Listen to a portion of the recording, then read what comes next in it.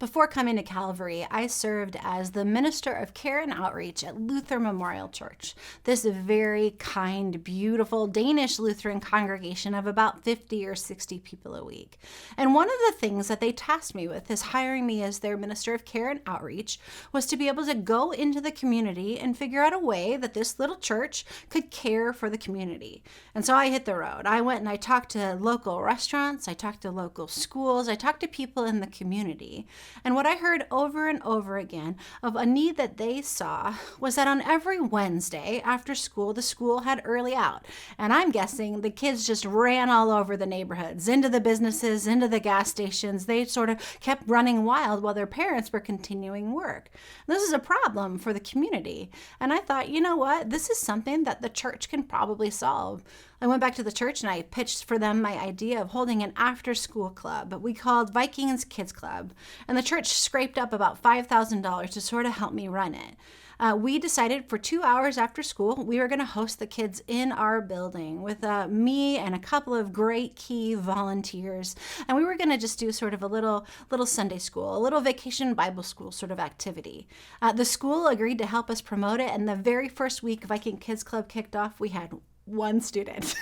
The second week we had 10 students. By week 10, get this, we had 70 students at Vikings Kids Club. It was awesome. It was not rocket science though. We just wanted to give them a safe place to be and for a snack.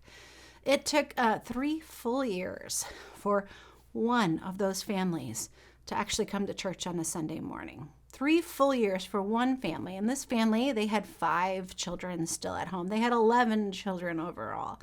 And when that family came in for that first week, the kids were very comfortable because they had been there every Wednesday throughout the school year. So they made themselves comfortable by climbing over the pews, by running around a little bit. They went to worship and they were kind of bonkers all over the place, these kiddos. I said goodbye to them and they left the church.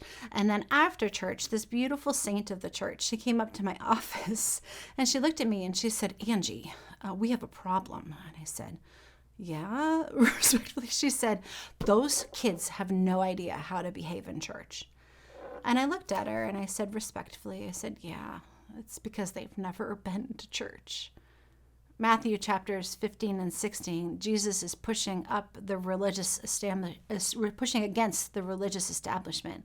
He's challenging the religious elite to look at their religiosity, to look at their piety and all their traditions and how they have made a god out of their piety, laws, and tradition rather than putting people above their practices. You see, they're so focused on doing things the right way or how they perceive it to be the right way. They're so focused on the law that they've made the law God instead of worshiping the God that gave them the law. And it makes me wonder, how much do we do it too? How much do we put our own personal preferences when it comes to worship or prayer or our Bible study over the need for God to do God's work in the world? How much do we put our preferences over the people that God has invited us to be in community with?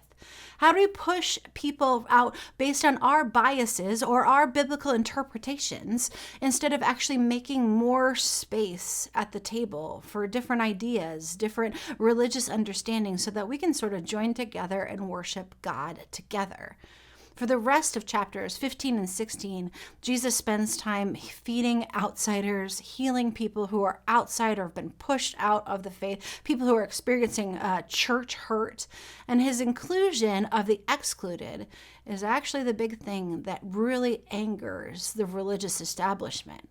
I'm sure they go and march into Jesus's office and say, "Hey, these guys, these sinners, they have no idea how to behave in church." The religious establishment, they're so upset that they start plotting Jesus's execution, which Jesus predicts in these chapters. Friends, where do we put our preferences or our piety over the people that God has invited us to love? Here's our questions for today. Number 1, we've all done it. Where do you put practice over people? Or where have you seen someone else do it? Or number 2, why do you think the religious establishment felt so threatened by Jesus' inclusion of outsiders in these 2 chapters?